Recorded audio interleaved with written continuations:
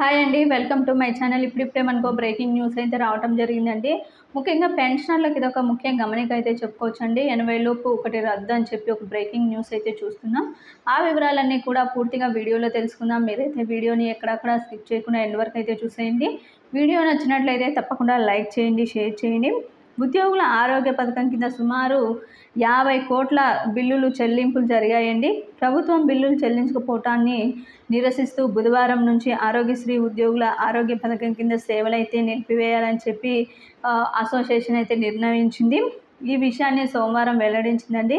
గత ఆగస్టు నుంచి ఈ బిల్లుల చెల్లింపులు నిలిచిపోయాయి. వీటి విలువ సుమారు 1500 కోట్ల రూపాయల వరకు కూడా ఉందని, 530 కోట్ల విలువైన బిల్లుల్ని CUMSలో అప్లోడ్ చేసినట్లు ఈ నెల 2న CEOR అయితే చెప్పడం జరిగింది. మొత్తానికి రేపటి నుంచి ఈ యొక్క సేవలు అయితే నిలిచిపోతాయని చెప్పి అసోసియేషన్ అయితే CEO గారే ప్రకటించడం అయితే గమనార్హం.